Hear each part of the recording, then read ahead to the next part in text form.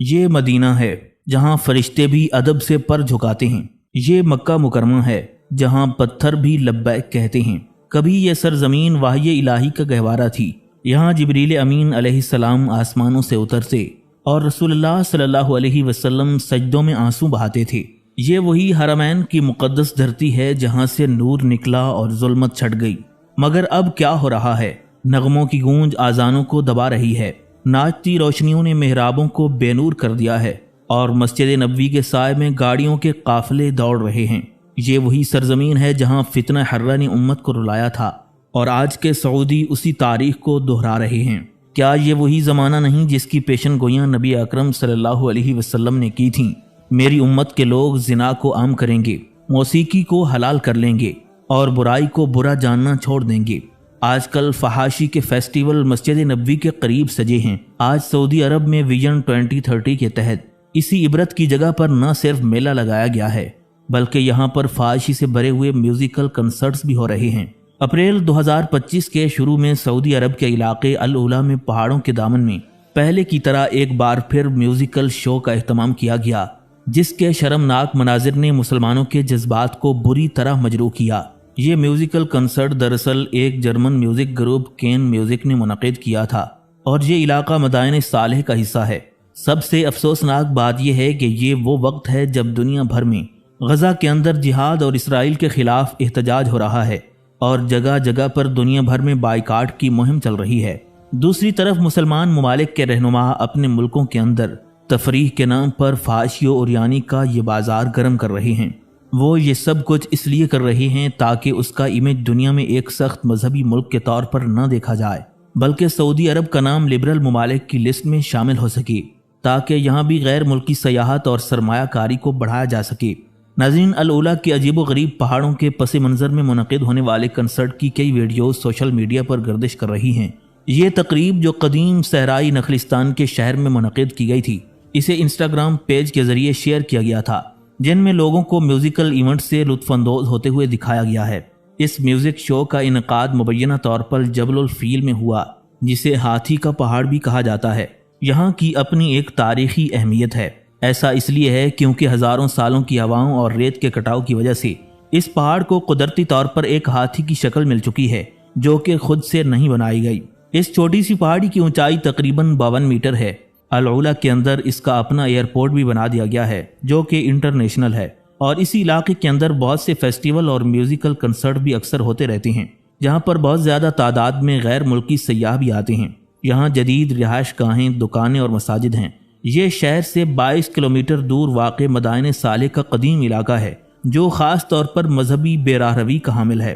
ناظرین، اسلامی تعلیمات کی روشنی میں اگر ہم آج کے حالات کو دیکھیں تو دل گواہی دیتا ہے کہ ہم یقیناً زمانہ فتن میں داخل ہو چکے ہیں، جس کی پیشن گوئیاں حضور نبی کریم صلی اللہ علیہ وسلم نے 1400 سال پہلے بیان فرما دی تھیں۔ اللہ تبارک و تعالیٰ نے قرآن مجید میں بار بار حیا اور پاک دامنی کو اختیار کرنے اور فسق و فجور سے بچنے کی تلقین کی ہے۔ سورہ انعام کی آیت نمبر 151 میں ارشاد ہے، اور بے حیائی کے کاموں کے قریب بھی نہ جاؤ، خواہ وہ ظاہر ہوں یا پوشیدہ۔ سورہ نور کی آیت نمبر 19 میں اللہ تبارک و تعالیٰ فرماتا ہے، بے شک جو لوگ چاہتے ہیں کہ ایمان والوں میں بے حیائی پھیلے، ان کے لیے دنیا و آخرت میں دردناک عذاب ہے۔ یہ آیات واضح کرتی ہیں کہ فحاشی صرف انفرادی گناہ نہیں بلکہ ایک اجتماعی فتنہ ہے جس کا پھیلاؤ پوری قوم کو ہلاکت میں ڈال سکتا ہے۔ صحیح بخاری شریف میں تاجدار کائنات صلی اللہ علیہ وسلم کا یہ فرمان عالی شان موجود ہے، بے شک لوگوں پر ایک ایسا زمانہ آئے گا جب زنا، فحاشی، گانا بجانا اور شراب عام ہو جائے گی اور لوگ انہیں برائی نہیں سمجھیں گے۔ ایک اور حدیث مبارکہ میں تاجدار کائنات صلی اللہ علیہ وسلم کا فرمان عالی شان موجود ہے، آخر زمانے میں میری امت کے کچھ لوگ گانے بجانے کو حلال کر لیں گے اور ان پر زمین دھسائی جائے گی یا انہیں بندر اور خنزیر کی صورت میں مسخ کر دیا جائے گا۔ یہ احادیث مبارکہ واضح طور پر ہمیں متنبہ کرتی ہیں کہ جب فحاشی، عریانی اور موسیقی کا کلچر ہمارے معاشرے میں عام ہو جائے گا اور اسے ترقی، خوشی یا جدیدیت کا نام دے دیا جائے گا تو یہ دراصل فتنہ دجال کی آمد کی زمین ہموار کر رہی ہوگی۔ حضرت سیدنا عمر ابن خطاب رضی اللہ تعالیٰ عنہ فرمایا کرتے تھے، ہم وہ قوم ہیں جسے اللہ نے اسلام کے ذریعے عزت دی، اگر ہم نے کسی اور ذریعے سے عزت چاہی تو اللہ ہمیں ذلیل کر دے گا۔ سلف صالحین فرمایا کرتے تھے کہ جب تم دیکھو کہ کوئی قوم گانے، رقص و سرور، عورتوں کی بے پردگی اور عیش پرستی میں مشغول ہو جائے تو جان لو کہ وہ اللہ کی گرفت کے قریب پہنچ چکی ہے۔ ناظرین، تاریخ گواہ ہے کہ جب بھی کسی اسلامی سلطنت میں فن موسیقی، عورتوں کی آزادی، شراب اور رقص و سرور کی محفلیں عام ہوئیں، وہ قوم یا تو اندرونی طور پر ٹوٹ پھوٹ کا شکار ہوئی یا بیرونی حملوں کا نشانہ بنی۔ اندلس اسپین جب مسلمانوں کے عروج پر تھا تو وہاں علم و عدل کا گہوارہ تھا، مگر جب وہاں درباروں میں گانے والی لڑکیاں، میوزک، رقص اور آرام پسندی عام ہو گئی تو جلد ہی عیسائی افواج نے اسے فتح کر لیا۔ بغداد کے زوال کے وقت بھی دربار خلافت میں ساز و سرور عام تھا اور علماء کی باتیں سننے والا کوئی نہیں تھا۔ پھر سن 1258 عیسوی میں شہر کو خون میں نہلا دیا گیا۔ سعودی عرب جو کبھی دین کا قلعہ سمجھا جاتا تھا، آج وہاں کے حالات حیران کن حد تک تبدیل ہو چکے ہیں۔ سعودی ویژن 2030 کے تحت اعتدال پسند اسلام کے نام پر تفریحی کلچر کو فروغ دیا جا رہا ہے۔ خاص طور پر العلا فیسٹیول اس وقت دنیا بھر کی توجہ کا مرکز ہے، جہاں نیم عوریاں خواتین کی پرفارمنس، بین الاقوامی گلوکاروں کے کنسرٹ جن میں بے حیائی کی بھرمار ہوتی ہے، لیزر شوز، شراب پارٹیوں جیسے مناظر، تاریخی مقام پر رقص، سنگ موسیٰ کے قریب موسیقی اور مخلوط اجتماعات، یہ سب کچھ نہ صرف اسلامی اقدار کے منافی ہے بلکہ اس سرزمین کی حرمت کے بھی خلاف ہے جہاں وحی الہی نازل ہوئی اور تاجدار کائنات امام الانبیاء حضرت محمد مصطفیٰ صلی اللہ علیہ وسلم اور آپ کے صحابہ کرام کی زندگیاں گزریں۔ یہ تمام تبدیلیاں صرف ظاہری نہیں بلکہ روحانی و فکری انحراف کی علامت ہیں۔ ہمیں ان احادیث، آیات اور تاریخی واقعات سے سبق حاصل کرنا چاہیے اور ان حالات کو نظر انداز کرنے کی بجائے ان پر غور و فکر، رجوع الی اللہ اور انفرادی و اجتماعی توبہ کی طرف مائل ہونا چاہیے۔ تاجدار مدینہ صلی اللہ علیہ وسلم کی ایک حدیث مبارکہ صحیح مسلم شریف میں موجود ہے، جو شخص برائی کو دیکھے تو وہ اسے اپنے ہاتھ سے روکے، اگر نہ روک سکے تو زبان سے، اور اگر وہ بھی ممکن نہ ہو تو اسے دل میں برا جانے، اور یہ ایمان کا کمزور ترین درجہ ہے۔ جب ہم سعودی عرب سمیت پوری اسلامی دنیا میں رونما ہونے والی ان تبدیلیوں کا مشاہدہ کرتے ہیں تو ہمارے ذہن میں فوراً وہ احادیث مبارکہ آتی ہیں جن میں نبی کریم صلی اللہ علیہ وسلم نے زمانہ آخر کی علامات بیان فرمائی تھیں۔ رسول اللہ صلی اللہ علیہ وسلم نے فرمایا، لوگوں پر ایک ایسا زمانہ آئے گا جب زنا عام ہو جائے گا، گانا بجانا پھیل جائے گا اور شرم و حیا اٹھ جائے گی۔ ایک اور روایت میں آیا ہے کہ میرے بعد ایک ایسا زمانہ آئے گا جب مساجد ظاہری طور پر آباد ہوں گی مگر ہدایت سے خالی ہوں گی، علماء سب سے بدترین لوگ ہوں گے، فتنہ ان ہی سے نکلے گا اور انہی کی طرف لوٹے گا۔ ان احادیث مبارکہ کو موجودہ حالات پر پرکھیں تو دل کانپ اٹھتا ہے۔ جس سرزمین سے قرآن نازل ہوا، جہاں سے دین کی روشنی پھیلی، آج وہاں مغربی تہذیب کے رنگ غالب آ رہی ہیں۔ عورتوں کا بے پردہ گھومنا، میوزک فیسٹیولز اور گناہوں کو ترقی اور خوشی کا نام دینا، یہ سب وہ علامات ہیں جن کے بارے میں ہمیں پہلے سے آگاہ کر دیا گیا تھا۔ نبی کریم صلی اللہ علیہ وسلم نے فرمایا تھا کہ زمانے آخر میں لوگ موسیقی کے آلات کو حلال سمجھنے لگیں گے اور شراب، زنا، فحاشی اور یعنی ان کے معمولات بن جائیں گے۔ یہ صرف معاشرتی تبدیلیاں نہیں بلکہ ایک بہت بڑی فکری آزمائش کا حصہ ہیں۔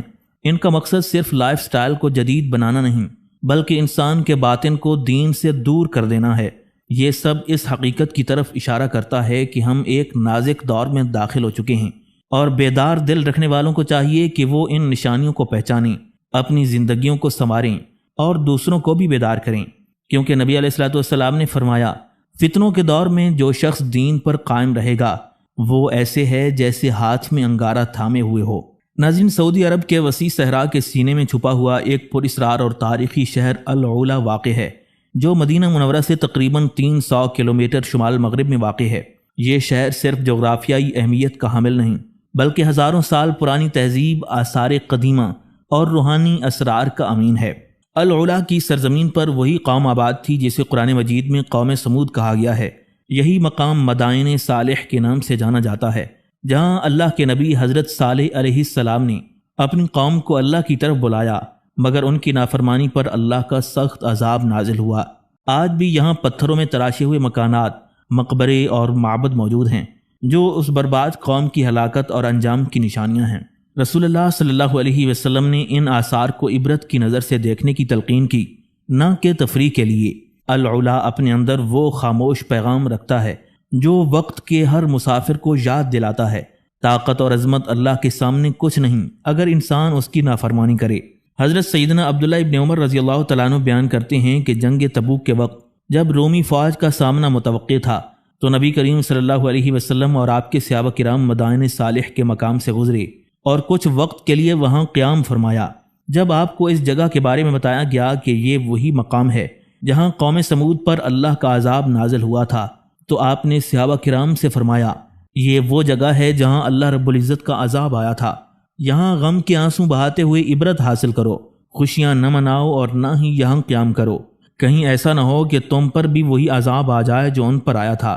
ناظرین، صحیح مسلم میں مزید وضاحت ملتی ہے کہ نبی کریم صلی اللہ علیہ وسلم کے صحابہ کرام نے مدائن صالح کے اندر موجود کنویں سے پانی لیا، آٹا گوندا اور کھانے کا انتظام کیا تو آپ نے حکم دیا، اس آٹے کو جانوروں کو کھلا دو اور یہ پانی بھی نہ استعمال کرو بلکہ یہاں سے جلدی گزر جاؤ۔ تاجدار مدینہ صلی اللہ علیہ وسلم نے حکم دیا کہ یہاں سے پانی صرف اسی جگہ سے لیا جائے جہاں حضرت سیدنا صالح علیہ السلام کی اونٹنی پانی پیتی تھی۔ یعنی صحیح حدیث سے یہ بالکل واضح ہے کہ عذاب والی جگہوں پر کسی بھی قسم کی تفریح یا دنیاوی سرگرمیوں کے لیے رکنا یا ان جگہوں کا استعمال کرنا اللہ کے رسول صلی اللہ علیہ وسلم نے سختی سے منع فرمایا ہے۔ لہٰذا ان مقامات پر میلہ لگانا تو دور کی بات ہے، بلکہ ایسا ہی حکم قبرستان کے بارے میں بھی بیان کیا گیا ہے، کیونکہ یہ عبرت کے مقامات ہیں۔ مدائن صالح کی اہمیت اس وجہ سے بڑھ جاتی ہے کہ یہ مقام ابھی تک عذاب کی نشانی کے طور پر باقی ہے، اور اتنی بڑی نشانی ہے کہ یہاں اللہ کے رسول صلی اللہ علیہ وسلم نے رکنے، کھانے پینے یا تفریحی سرگرمیوں سے بھی سختی سے منع فرمایا تھا۔ العلا کی تاریخی اہمیت اس کی قدیم تہذیبوں سے جڑی ہوئی ہے، خصوصاً نبطی تمدن سے جو ایک اہم تجارتی سلطنت تھی۔ العلا مدائن صالح کے قریب واقع ہے جو نبطی سلطنت کا ایک اہم شہر تھا۔ یہاں پر موجود پتھروں میں کندہ شدہ مقامات اور قدیم مقبرے اس تمدن کی شان و شوکت کو ظاہر کرتے ہیں۔ العلا کے قریب واقع مدائن صالح کو یونیسکو نے 2008 میں عالمی ورثے کے طور پر تسلیم کیا تھا۔ یہ شہر نبطی سلطنت کا حصہ تھا اور اس کے آثار ابھی تک محفوظ ہیں، جن میں بڑے بڑے مقبرے، معبد اور دیگر تعمیرات شامل ہیں۔ العلا ایک قدیم تجارتی راستے پر واقع تھا جو مشرق و مغرب کے درمیان قافلوں کی آمد و رفت کا مرکز تھا۔ العلا کی یہ تجارتی اہمیت اس کے تاریخی کردار کو مزید اجاگر کرتی ہے۔ ناظرین، العلا اسلامی تاریخ میں بھی ایک اہم مقام رکھتا ہے، جہاں پیغمبر اسلام صلی اللہ علیہ وسلم کی سیرت کے حوالے سے مختلف روایات موجود ہیں۔ یہاں کی فضاؤں میں بہت ساری اسلامی تاریخی شخصیات کا ذکر بھی ملتا ہے۔ العلا میں موجود آثار قدیمہ، سنگ تراشی کی فنی مہارت اور دیگر ثقافتی ورثے سعودی عرب کے تاریخی ورثے کا ایک اہم حصہ ہیں، اور یہ سیاحوں اور محققین کے لیے بہت اہمیت رکھتے ہیں۔ ناظرین، مدائن صالح اور قوم سمود کے آثار کے حوالے سے قرآن و حدیث میں جو ہدایات آئی ہیں ان کی تفصیل میں جانے سے ہمیں یہ پتہ چلتا ہے کہ یہ آثار محض ماضی کی تاریخ کے آثار نہیں ہیں، بلکہ یہ اللہ کی آیات اور اس کے عذاب کی زندہ نشانیاں ہیں۔ ان آثار کے قریب جانا یا ان پر غور کرنا ایک بہت گہری روحانی اور اخلاقی غرض رکھتا ہے۔ ان کی تباہی کی کہانی اور ان سے عبرت حاصل کرنا مسلمانوں کے ایمان کی گہرائی کو بڑھانے کے لیے اہم ہے۔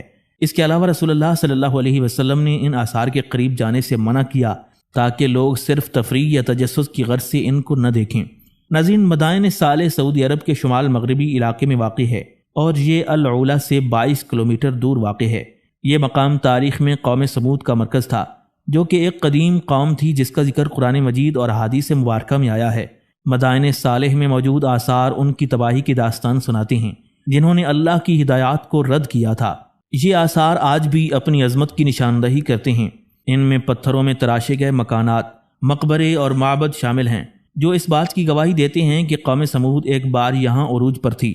ان آثار کو دیکھنے کا مقصد صرف تاریخ کو سمجھنا نہیں تھا، بلکہ ان میں اللہ کے عذاب کا ایک نشان چھپا تھا جو ایک عبرت کا پیغام دیتا تھا۔ ناظرین، قوم سمود ایک عظیم اور طاقتور قوم تھی جس کی معیشت، تمدن اور فن تعمیر بہت ترقی یافتہ تھا۔ وہ لوگ اپنے آپ کو بہت بلند اور عظیم سمجھتے تھے اور اس کی وجہ سے ان میں تکبر اور غرور پیدا ہو گیا تھا۔